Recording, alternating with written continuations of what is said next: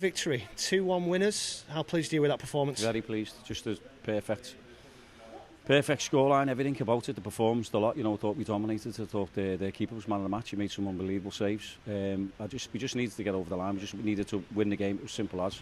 A team that had a very good side, competing in the playoffs, trying to push themselves. So it was a big task. We knew what the task was, and we all stood up and be counted today. That was everyone that was in the squad stood up and be counted. Brilliant, made up. Were there two sides of it today? The performance to get yourself 2-0 in front, and then, as you've sort of alluded to there, that character shown to see it through? Well, you need that, and that's what we said. So, we reflected on last week when we were 3-0 up, it's a free kick that we give away and the ball ends up in your top corner. So, after that, it's what happens next. So, the second half performance that we as I said, we just touched on in terms of reflecting last week, it was that they showed the character and every other word that you want to use.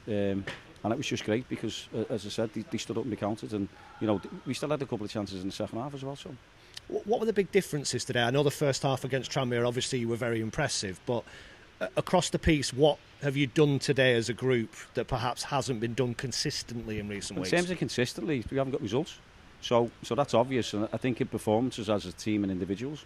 So performance in the first half and even going back to last week in terms of passing the ball.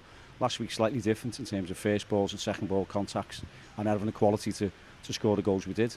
And then today we passed the ball, so when they did stand off us, we had the quality in midfield, we had the quality at the back, Michael in goal with his composure, Michael Kelly that is, to get on the ball and to play a bit. And we played. I mean, we got out at will at times in the first half, which was good to see. How important is that possession? Because I know that's been something throughout the season that you've referenced. Use the ball well, keep it away from the opposition. Was that a step up today?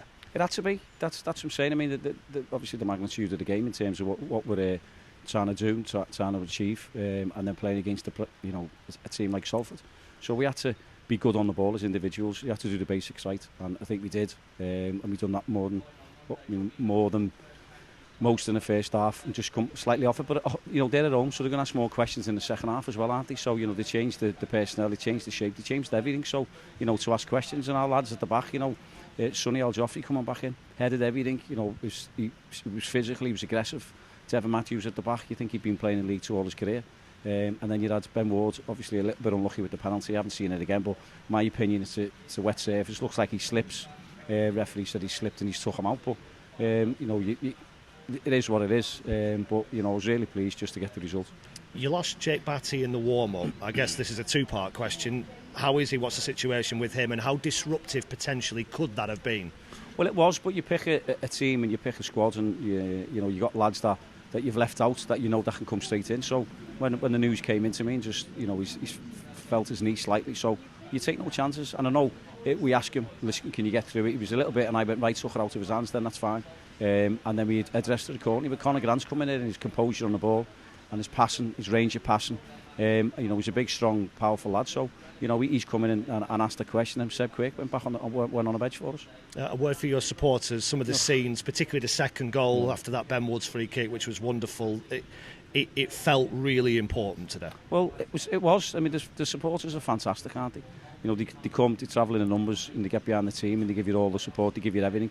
And the lads were giving them everything on the pitch, so it gives them something to shout about, something to hold on to. And the free kick was outstanding, wasn't it? But I mean, what about the one that he's hit the post with? I was waiting for it to go into the back of the net. He's got them qualities in him. I think we were talking, funny enough, yesterday about it. He said he scored the most free kicks in the league.